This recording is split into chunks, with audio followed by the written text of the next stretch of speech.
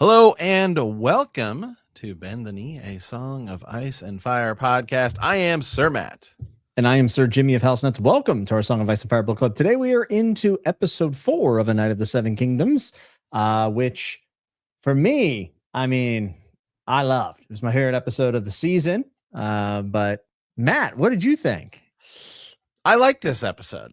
I don't know that I loved this episode. I loved moments of this episode, but I think, and not saying this is bad television, by any means. I mean, by saying it's my probably least favorite of the season so far. I mean, it's still better than plenty of other shows. I mean, something has to be probably my least favorite episode.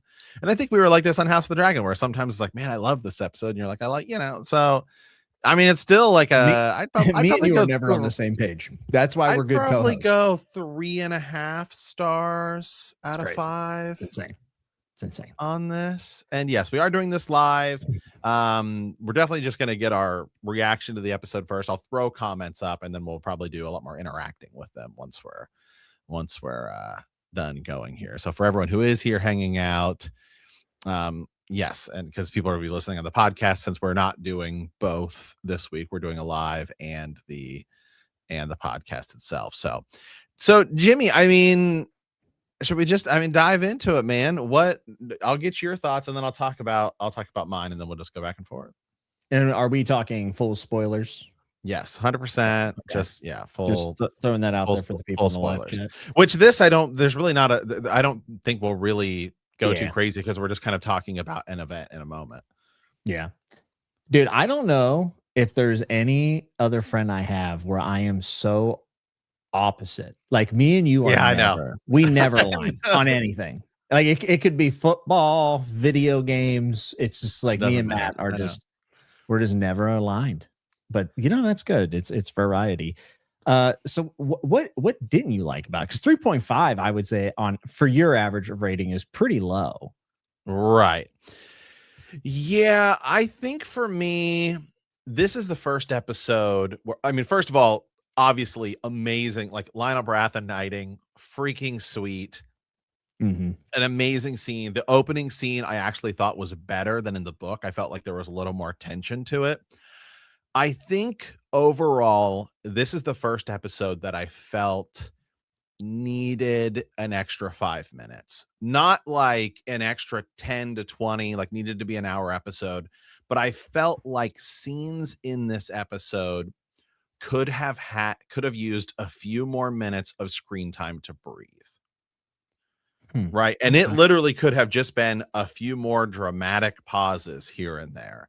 But I felt like, I don't want to use the word rushed, but I felt like it was like some of the scenes felt a little quick. And so that's not just saying like the episode is short, I want more, like people have been saying. And the only thing people have been saying that is because it's so good, we want more. I felt like the pace of this episode felt just a little quick, and scenes didn't have enough time to breathe. Specifically, the final scene. And I did not like the fart joke at all. I get it. I agree with that. Yeah. My problem with it, and I understand what they were trying to do. And so it's not necessarily I'm like, oh man, I just think fart jokes are stupid. Like Marvel does that. I mean, they don't necessarily do fart jokes. But my problem with it in this episode was, you have set the tone by having like the Sir Arlen funny scene and Dunk pooping, at the beginning, that this show is lighter. So when you get to serious moments, you need to let them be serious. And I understand what they were going for, which is, we want to make it seem like nobody's going to stand with Dunk. The problem is that then you immediately you do this, like, you're building tension. Now you have a joke, which is supposed to be dire. Like, it's supposed to make the situation actually more dire and be like, oh no, like they're like laughing at Dunk. And instead, then you cut to Baylor Shakespeare coming in, and the Game of Thrones music's playing. And it's like, okay, that is the only way to course correct, which I felt was cool. But I think that would have been better would have been like almost pure silence. Like nobody is standing for Dunk. And then you just zoom in on him and you begin to see his face. Like it actually oddly would have worked in Game of Thrones or House of the Dragon because those shows are so serious that if you had that moment, then the direness sets in more because Mhm. it's like but you've already kind of had this slapstick comedy tone a little bit that I felt like it kind of pulled back from the scene just a little bit, if that makes any sense. So I just didn't particularly like that. Other than that, epic moments, but I do feel ultimately like even the scene at the table, I felt like, man, it's just like the pacing felt the pacing of this episode just felt a little weird off to me. And so I think maybe that's just with the shorter runtime, but I feel like, man, even 1 to like literally 2 to 3 minutes to have scenes just breathe a little more would have done a lot for this episode. Yeah, so first, I do agree with you. I think the quip definitely undercuts the scene. I think the scene would undoubtedly be better without it. Like I Yeah. totally agree with that. And I told you that was one of my main concerns is like Hollywood is just loves it. Like they love to make sure that you know you shouldn't take this serious. Like it drives me nuts. And you're right. The intent is probably to show how dire it is, but you could have done it in a different way. You could have had one of the noble houses call out and, call him an ass or whatever, right? Throw something at him. I don't know. Even if he had stood up and spat, I think it would Sure, have kept sure. the tone going in the right direction instead of this court then you have Mhm. to course correct. Yeah, yeah. It just it gives a little dip, and it's kind of like it's like a false finish in wrestling. Like it's kind of like you're supposed to dip and then come back up, right? Right. So for me, I agree with that. Actually, that's 100%. That's my only real complaint about the episode. The pacing I loved, and I'll tell you why is because we're moving towards the crescendo, the climax of the show, and I think whenever Dunk is given this challenge or sentence or however you want to say it, like when you're staring death in the eyes, I feel like all you want to do is slow down time, but it actually speeds up. And that's what it felt like to me. It felt like this rushing towards the inevitability that he was going to die. And I thought the pace like reflected that. So I really liked it. I honestly I thought like the blacksmith scene was really well done. I thought it had tons of air to breathe.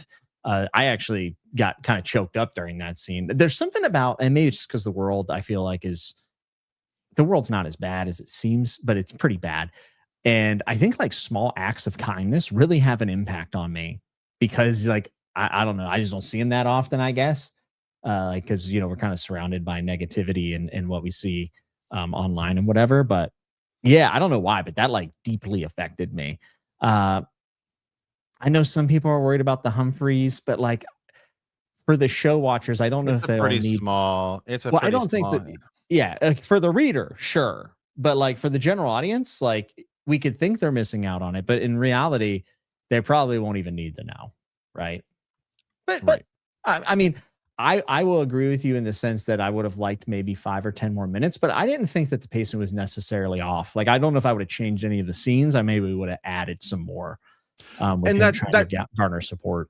and that's what I'm saying too. And actually somebody had a great comment here. I know I would have liked to have seen a scene between Lionel and Yeah, Egg. that'd Yeah, been cool. I think because we've added so much to this, I agree that that would have been a really cool scene, but I can see how you want to do it.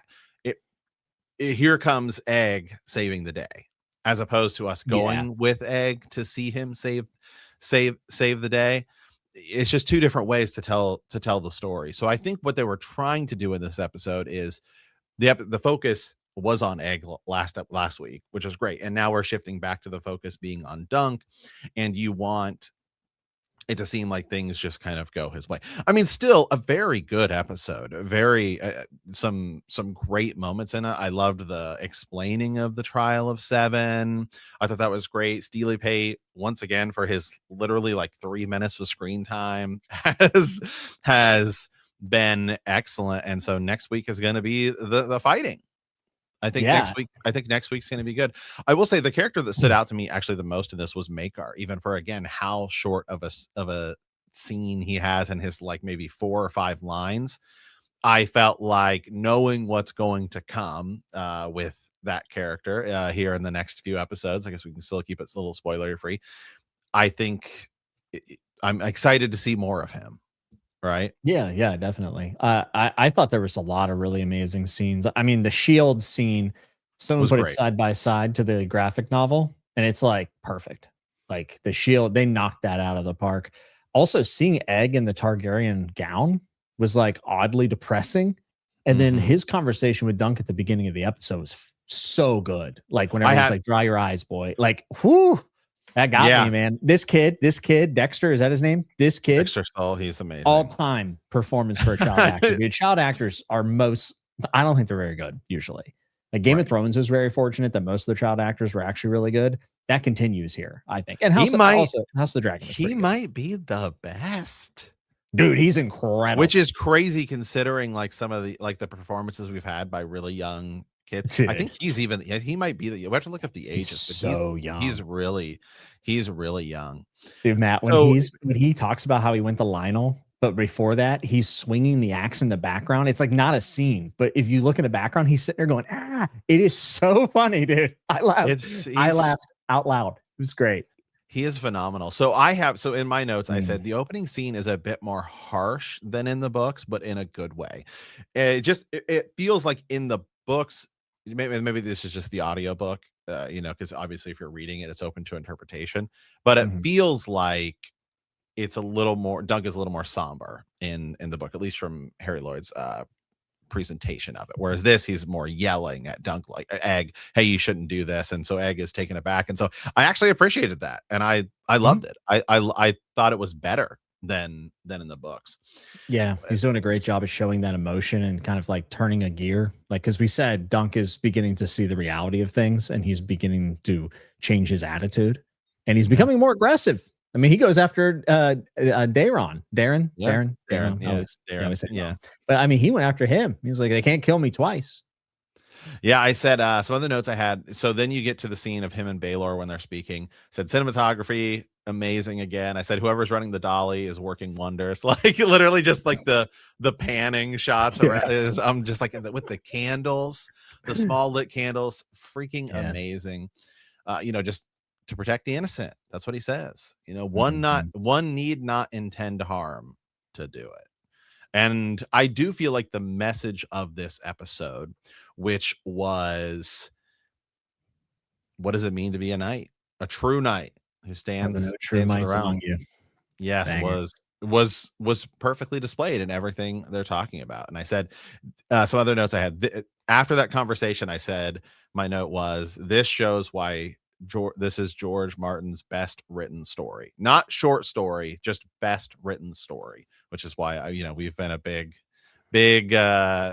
proponent of this. Mhm. And then I think they explained this a little better in the show with him not necessarily, you can tell he doesn't want to fight Dunk one-on-one. I think he knows Dunk would beat him. You can see that a little more clearly in the show. He also does think Dunk won't be able to gather enough champions.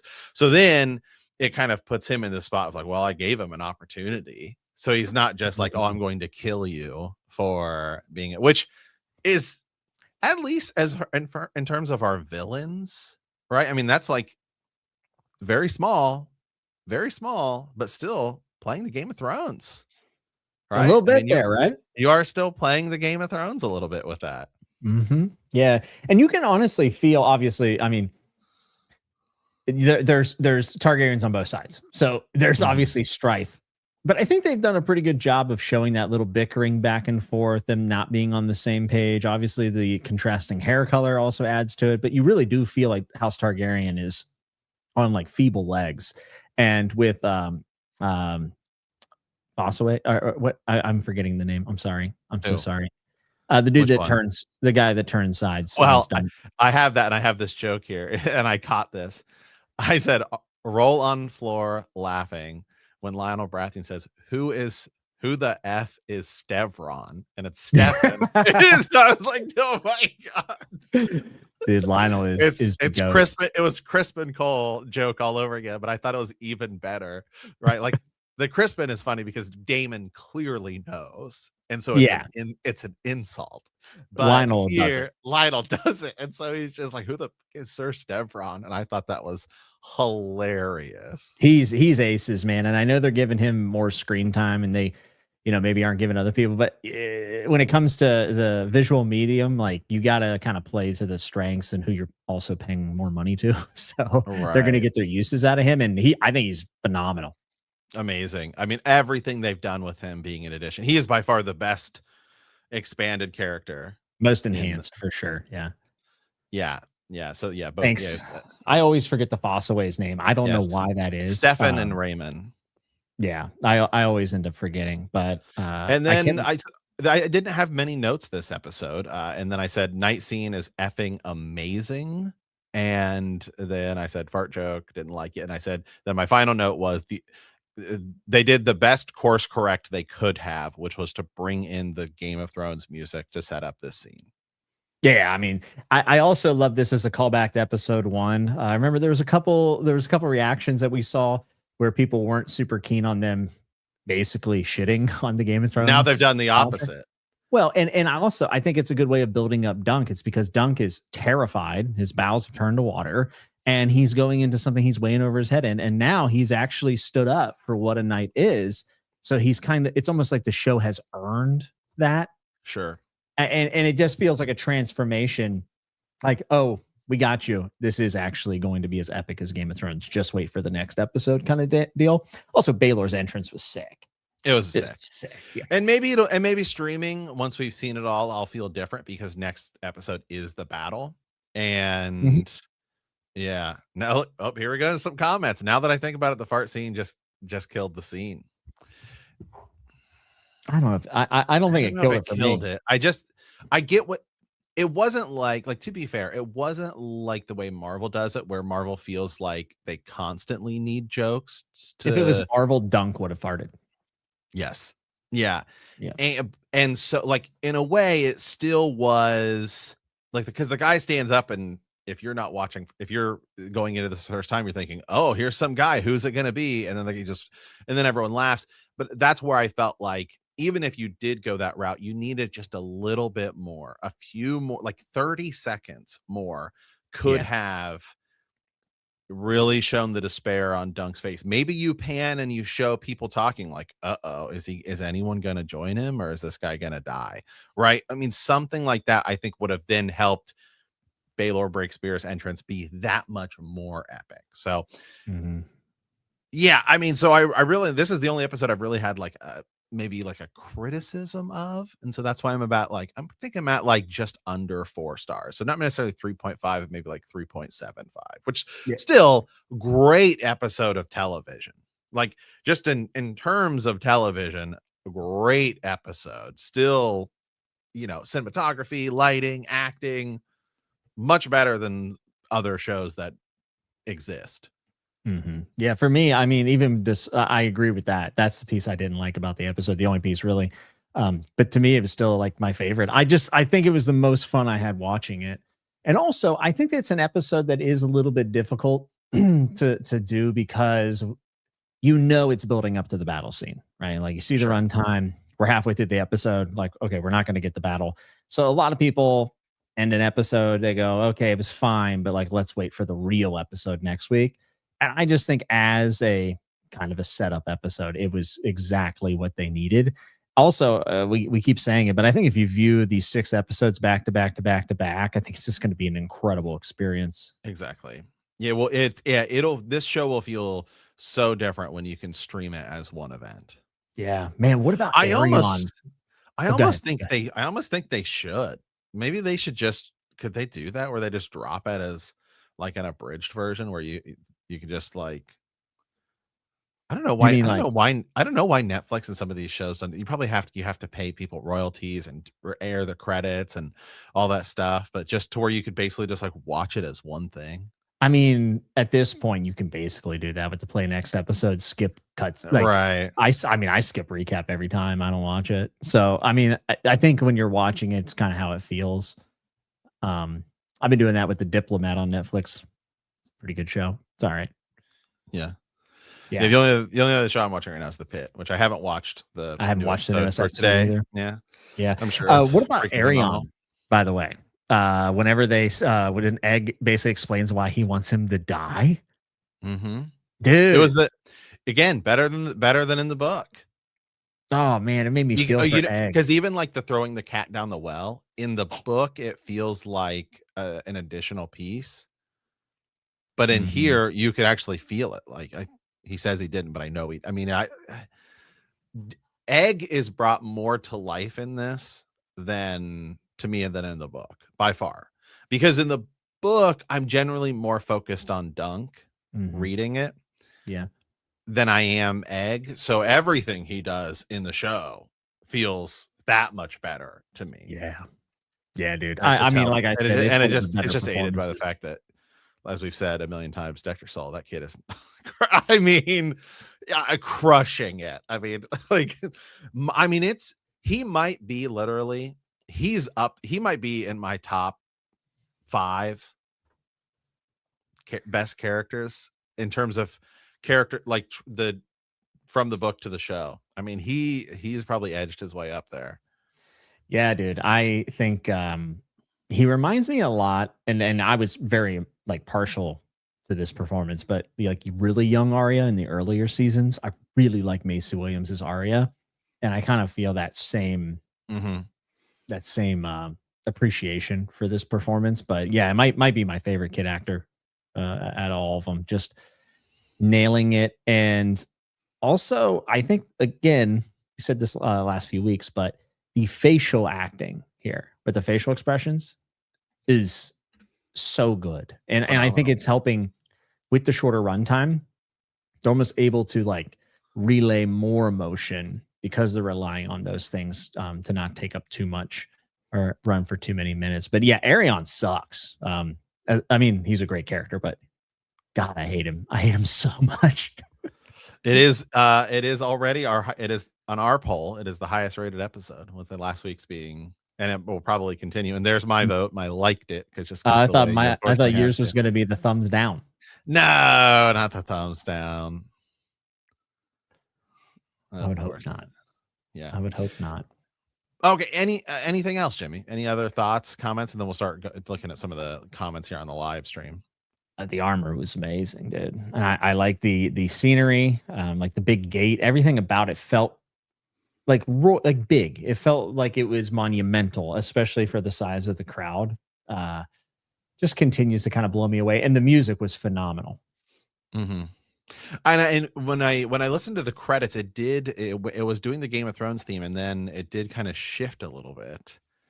And it brought in some other music again. I love that it's raining more, and honestly, I've read the book so many times, I've never really thought about that scene being this foggy, right? If I'm not mistaken, I think it's rainy, but I could be wrong.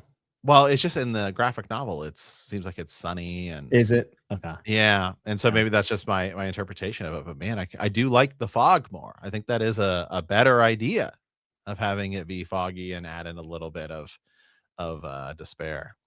Yeah, fits the mood. I mean, Dunk is essentially walking into his death, or at least it feels like it. The tides have turned, though. He has his 7. Man, the knighting scene where Dunk's going to have to knight Foss away, I was like, fake knights making new knights. What does this world come to? Yeah. All right, here, I'm gonna pull up Twitter here and just show what some of the people are talking about, and then we'll do comments. A Knight of the Seven Kingdoms proves that dragons were not the magic ingredient in the success of Game of Thrones. It was George R.R. Martin. Yeah, 100%. Yeah, no dragons in the Knight of the Seven Kingdoms, no White Walkers, no massive battles for the throne. That's an older thing, but it still, I think, resonates with everything we've seen here. So go to latest. Each episode has been better than the one before. Night of the Seven Kingdoms, man. People don't like the 30-minute episode. Again, that's in Spanish, so I have no idea what they're saying. Even though I was just there. People loving it. Yeah. So, all right, let's pull up some of our comments here. Each episode is getting better and better. That's kind of how we've. Matt disagrees. Matt thinks the show's going off the rails. I do not think the show's going off the rails. He's out. He's going to go rewatch Stranger Things or something. No. Baelor's entrance with the throne, with the throne's main theme gave me chills. Probably my favorite moment of the season. Getting good. Episode 5 preview is insane. Yeah, I don't watch the previews. I just wait. Yeah, I sometimes will during House of the Dragon, but for these 30-minute episodes, I'm just like, I'll just wait. Like, it's fine. Yeah, that I agree. So this is what I was talking about adding just a few more minutes. Felt that way in episode 3. Episode 3 is my favorite of the season so far, and I think it might be top 10. See, that's you didn't feel that. You didn't think last week I was like it might be like top 10, top 5 I all said it was top time for me. 15. I said it was top Right. 15. No, Well, I was like you I was were like top definitely 5. more on the top 5. It Yeah, was the summer hall bit for me. I was like, yeah, "What?" Summer Hall was sick. We By had the we way, had a we good haven't time. we haven't talked about that since. We did like a Bloodraven thing last week, but I didn't realize until after we press record that woman who plays the fortune teller is the same woman who plays the person at the end. The end. Now, what do we think of that? Oh, do you want to know what my crackpot theory is? She heard Darren speaking and she goes there thinking she can make some money. Well, what if Darren was hallucinating because werewood paste or something like we see Alice Rivers giving Damon in House of the Dragon, right? And he's laying on a werewood bed and all this stuff. And I was like, well, what if the innkeeper is actually manipulating? Like, I went off the rails. It's clearly not the case, but I think that birthmark is. We should go back and look at her. And I don't think she has one. So it very likely could be. Yeah. Unless she's meant to be a different character and they just thought that it would work. They thought we wouldn't notice. Well, could be. Yeah, I would have liked, I said this, I would have liked to see Lionel Baratheon. I saw people saying they think the fortune teller isn't Bloodraven and it's just repeating what she heard from Darren, which what I just said. I still think it's a Bloodraven though. Agreed. I think it's Bloodraven. I hope it's Bloodraven. If not, Sea Star would also be fine. Yeah, opening scene with Starry Night Sky stuff. That was amazing too. I was trying to look in the constellation to see if I saw anything. I'm sure people will break it down, and I bet there is. I bet you might be able to see something like the warrior or any of those things. That'd be cool. And yeah, and dunk with the rat. Shocked. This was my least favorite. Dexter has been amazing. Yeah, Maekar and Baylor's armor looks insane. Yeah, the Targaryen armor looks so good. Best armor in the series, in my opinion. Yeah, just so good. Okay, so she has the mark on her face that kind of shows it. So when she's in the inn. I mean, it technically could still be Bloodraven who is taking care of Darren, right? Well, I guess my thought would be this is my thought on it. Would be Bloodraven hears clearly something has to get out that the king, the two princes have gone missing. Yeah. And Maekar doesn't see, and when I thought about this too, Maekar doesn't seem that worried about it. So either he doesn't care or he knows. I would probably list under not caring. Like Maekar seems half checked out. I think he knows. I think Bloodraven said, no, here's where they're at. Here's what's going on. Oh, so you think he's getting intel? Okay. That's kind of interesting. I could see that. I mean, the bottom line is that they're going to do some stuff to link the seasons instead of it being just purely episodic. Like they're going to need hooks to move into season 2 on. And I just think Bloodraven's the most obvious one, but maybe not. I don't know. Well, I mean, like I've said before, I think he's going to be the glue that holds the 3 series together. Yeah, I think he's going to be. Plus, again, you can do something like we said. I mean, if you have a end credit scene in which Bloodraven or that woman, and let's say she is Bloodraven, unglamorous back to being, and you see the birthmark and you say, oh man, he was. Because a lot of show people won't put it all together because he's never called Bloodraven in Game of Thrones. That's true. Yeah. Unfortunately, he's just called the 3-eyed Raven. Brendan Rivers, right? I think does get used, right? No. His name's not mentioned in the main show? Oh, nope. He's the 3-eyed Raven. Not the 3-eyed crow, but he's the 3-eyed Raven in the show. And so... Man. I would love the subtlety of a mark being on the face, giving away that it's a glamour. Like that's the kind of subtlety that, to be fair, like the main series did do at times, but that's a subtlety from the books that we love, like the little pieces that you can put together. So if the show were to do something that subtle, I'd be really happy with it. And maybe some people don't think it's subtle at all, but I do. Yeah, I do feel they will do something Have to to. tie this to House of the Dragon and build up hype for House of the Dragon season 3. I mean, if you have that's your little Marvel end Oh, okay. credits scene that you could do See, I was more so thinking like leaving, like I want more to season 2 of Dunk and Egg, but you're thinking it'll be more of a connection between the to House of the two Dragon. shows. Yeah, interesting. There's really nothing the way this ends, season 1 will end. I mean, I feel like it's pretty ended that season 2 is gonna be cool. Because it ends because it's now we know that they're gonna go off on adventures together. Yeah, that's true. I would just imagine they would want a little bit more of connective tissue between them, but maybe not. I mean, I don't even necessarily think they I need don't really to. know what you could do to connect to season 2. Oh yeah, that's it. That's going to be like part of them adapting is like having to come up with something. Like maybe Rohan Weber's there and at the end, and she's like, "Come with me" or something. You know, I don't know. I'm not sure what they're going to do, but I do wonder because the second novella is usually people's least favorite, and I'm very curious if people will feel that way about the show. You wanna know what? It's my most favorite. Is it really? Oh, I'm not saying Yeah. it's I'm not saying it's my least favorite. Of the 3, it's my favorite. You like it more than the third? Yeah. I love Mystery Night. It's I love them all though. I really do. They're all good. And the reason the reason I like the second one so much is one, it's you're hearing all about the Blackfires, Yeah, yeah. which is cool. And I love that it feels even smaller than the tournament than season 1 to me. Yeah, I guess that's what I'm wondering. It's a little Because slower, I a mean, little it's smaller. literally just like a squabble amongst town folks, whereas the other two have somewhat big implications, right? I mean, the third Yeah, one is literally Bloodraven shows up and it's like, okay, now we're dealing with it's like an getting bigger in actual scope. Blackfire rebellion, stuff's going on.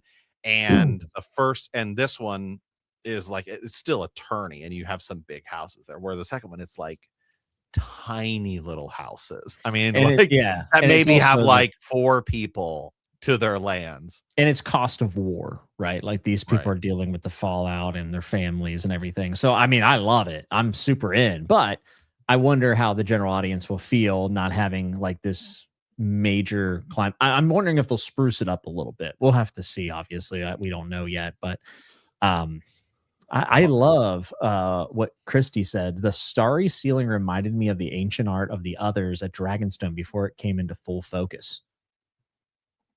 I'd have to go Okay. back and look, but that seems pretty interesting. Okay. Yeah, I want to go back. I need to go back and look at that. And I think people will break it down because, like I said, you might be able to see some constellations. She also just left a really good comment saying, I thought that red haired woman in the crowd that paused on her for a couple seconds was Rohan Weber. And that is somebody we've said maybe that is your connective tissue unto season 2. Could be. And Yeah. because remember, there was that cast person, but I think it was just that prostitute who was laying on the bed with the Necro weirdo things. yeah. Yeah. Well, That's hey, who don't I bet they know Sir Arlen. You could hey, dude, I'll tell you what, when Dunk is saying, just I served under Sir Arlen, he slept in your cat, I was like, God, he almost made me like appreciate Arlen a little bit more. we didn't see Sir Arlen this episode. Did we only see him in the first 2 episodes? First 3, but yeah, he wasn't at all in this episode.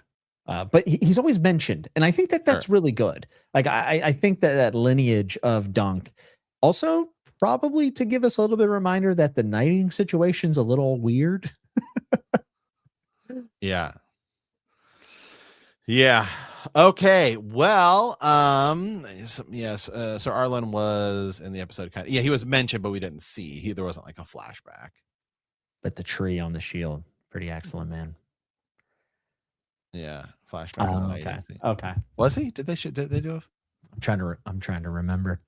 I was just watching it and taking notes and everything. He was in the episode when Lionel was knighting. Yeah, I remember one of the things he was. I gotta go back and watch, man. I missed that because that's the problem. Is sometimes then I'm taking notes and I look down. I usually watch twice.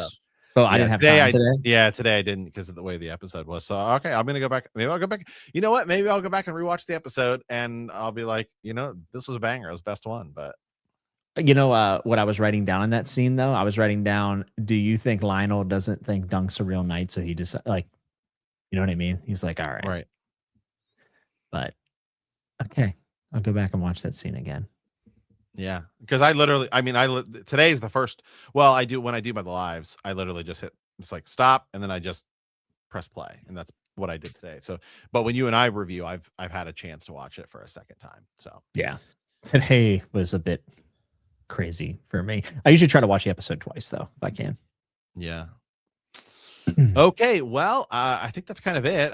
Again, with these shorter episodes, it's like there's not a ton much more to go about with each episode with each episode. So, thank you guys for watching the live.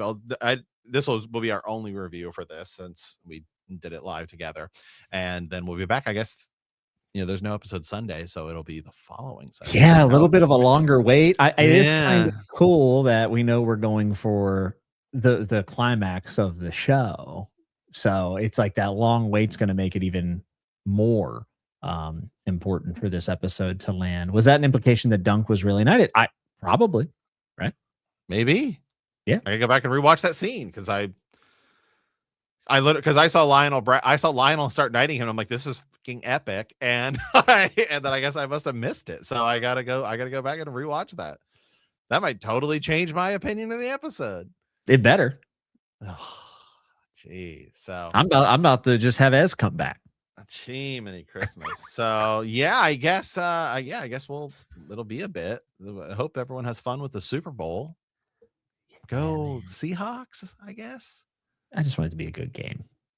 Yeah, I don't really have. I mean, I live out here, and everybody is obviously a little more pro Seahawks out here.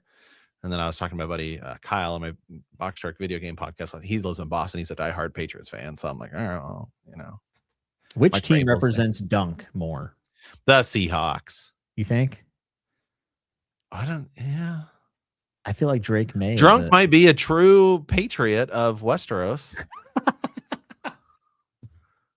And trying to serve the realm and everything. Hey, one other thing about this episode, I got to tell you, I do think that this show is coming out at a very good time. Talking about honor and talking about doing what's right for the innocent. I think that it's very topical, and this might be one of those cases, culturally, of a show coming out at the perfect time. Agreed. 1,000,000,000%. It didn't take dragons. We kind of glossed over that. Sorry, I have more to say. That's isn't fine. Dragons. We can go as long as you want. It's not dragons. It's not the blockbuster ridiculous episodes that are great. I love them all. I love Battle of the Bastards. I love all this stuff, right? But the first couple of seasons of Game of Thrones was all about the writing. It was all about the atmosphere, and truly, it was about us connecting with the characters. And one of the things I was thinking about when Dunk was talking to Baylor was just like, man, I care about every single person on the screen. I want to see what Arion does. I want to see what Maekar ends up doing. There's no one in the cast where I'm like, oh, okay, here's a scene with them. And unfortunately, as much as I have enjoyed House of the Dragon, I can't say that I care about every character. I might enjoy pieces of every character, but I don't care as much. It's also nice because Dunk is just a good dude. Yeah. If anyone touches Egg, I'm out. It's why this story is my favorite. It's why I've been harping on it and been boasting about it for years. And I'm always telling everyone, if you haven't read it, you need to read it. Whether it's you're reading the book, listening to the audiobook, which I recommend the most, or even diving into the graphic novel. I think it's just all three stories are fantastic. And I hope they just power through. And they just do I think even if you did, you could say, because of the way you obviously need Egg to be an older king. Maybe you do 3 seasons and then you take 2 years off. I don't know that they need to do this whole let's wait 5 years or 10 years, and that ain't gonna happen. Well, that's never gonna happen. Who freaking knows what? I mean, Star Wars didn't even really pull it off. But I mean, yeah. I mean, who freaking knows what could happen in those 30 years that you want to do it, right? Yeah, and here's the other thing is Egg, the kid Dexter, is going to grow up, and we know from watching Stranger Things and Harry Potter, and or the following up season 2 of House of the Dragon, a lot of the actors looked a lot older, specifically Amon, right? Or yeah, am I remembering right? I'm so bad at names. Anyways, who? Eye Patch dude, Oh, evil dude. Aemon Targaryen. Oh, I was right. Sick. So like he looked a lot older, and people were like, "Oh, geez, he looks like a man now," which is true. So there's a chance that Dexter grows into the role, and also if they need to change it a little bit, they can. Like they can change the aging and everything else. Like I don't think it would be that big of a deal. But worst case scenario, we get another adult actor for Egg. Yeah. Quick question here. This we'll probably call it after this. What did you when the prophecy said that you got Dunk will be richer than a Lannister? I guess the way I viewed it was just that he would obviously if he becomes a member of the Kingsguard, going up. Then that's a higher title. But maybe it's also a bit of foreshadowing for a future season where he interacts with the Lannisters a little bit more, possibly. Yeah. I'm probably forgetting. There's probably like an obvious thing in the novellas I'm forgetting, but someone will tell us, I'm sure. But Dunk's dad was a thief made me think of the Red Wanderer stealing a wife when he's in the moon. We're going deep. We're going deep. That's some serious deep lore. Yeah. There's about a year or two between the first and second novella. I wouldn't count on that being the case in the show, but they could also just say they're filming seasons 2 back to back, and now they're filming 2 and 3 back to back, and they're filming 2. I think they're in 2 right now. So yeah, that's one of those things that like we just have to accept adaptation wise that things have to change, like just aging and whatnot. So I would doubt they could probably get away with saying a year has been passed since the first season. I'd be shocked if they try to get us to believe that there's been a second year passing. But honestly, whatever. I can suspend my belief. It's fine. Yeah. The other difference is, the thing to think about here real quick, closing note here is you're going to have to do this stuff back to back to back because otherwise George would be dead. You're definitely not going to be able to do it in 30. He's not. No, I mean, Ira Parker's plan of like, well, we'll come back in 5 years and then do it, or we'll come back in 10 years and then do it in 20 years. He definitely ain't living 20 more years. Well, he's given them the outline. I mean, he'd be. I mean, you could be, but he'd be like 98 at that point. I mean, like, not many people live into their plus 90s. Yeah, I mean, for sure, but also he's given them the outline, and I do not believe George will write like full episodes if they go beyond season 3. Like, I just don't see it happening. Christy Angel said, richer than Lannister. I took it as he'll be richer in love, richer than Gerald, as she gave her heart to him, not her husband, maybe. Oh, okay. Ooh, Christy, you should, or Kirsty, it says Kirsty. You should start a YouTube channel. Yeah, that's really good. That's a really good. You're in the weeds. Yeah. The show's amazing. Best one so far in 2026. Yeah, I mean, I have it higher than The Pit right now, which is whoa. Jimmy's like, whoa, buddy. Listen, all right, I'll be honest. It's probably tied with The Pit, and that's saying something because like I think Pitt's like that's really. I think Pitt's phenomenal. So yeah, I watch it with my wife, and of course she's explaining everything to me. So it's funny. It's actually when we now we have her show. Like when I'm watching Game of Thrones, she's like, who's this? What's going on? I'm like, oh yeah. But she's a nurse, and she worked in the ED forever. And so I'm like, what are they doing here? And she's like, okay, well, so like they have to pump your blood out in order to do, this or this. That is so funny that you each have a show that you have an expertise in. That's amazing. Any medical shows. That's why we watch Scrubs. I'm shocked that she would like it still. Like I imagine she'd be like, I get enough of that at work. No. She's she's all about it, man. I never will forget this, Matt. When I was in the pit, when the last week's episode where the young guy, the like doctor like pulled the glass out. I was like, dude, what are you doing? Like, I know not to do that. that gave me anxiety. Last story. She's like, that would almost never happen. Like that. She's like, even if a young doctor did that, like they would be so severely reprimanded that like it would be they're out. Yeah. Like it's over. And it's her favorite 10 plus years. It's ultra realistic. That's what my wife says too. Same thing. Yeah, as far as like being Hollywood wise, right? Yeah. Teresa says that and she says Scrubs is actually pretty accurate in terms of like that era of shows. So when I was being wheeled back for my knee surgery, this is the last thing and I'll let you go. I remember, they pump you full of drugs and I'm about to go out And I remember looking up at the nurse and I was like, you guys are going to pull some like Grey's Anatomy stuff. Is that how this really goes? And she goes, oh, it's worse. And I was out. I came to and I was like, what a time. What a time to be alive. The show rocks, dude. This is great. As is A Night of the Seven Kingdoms, by the way. That's what I was talking about. Oh yes, that and they're both phenomenal shows. So, all right, with that, guys, hey, thank you for watching. Thank you for listening. For those of the people who are on the podcast, since we're doing it both this week, and we'll be back. I'll probably be back to the regular format, or I guess this regular format, which will be our, I'll do the live. I guess what it'll be. Man, we don't get another episode till the 15th. That's what I'm saying, man. It's brutal. Feels far away now. It does. It makes that's why they should just dump all the episodes at once. No, but yeah, and then I guess Jimmy and I will probably record on the 16th, President's Day. Yeah. So I have off that day, so perfect. There we go. All right, guys. So thank you for watching. Thank you for listening, and remember that winter is coming.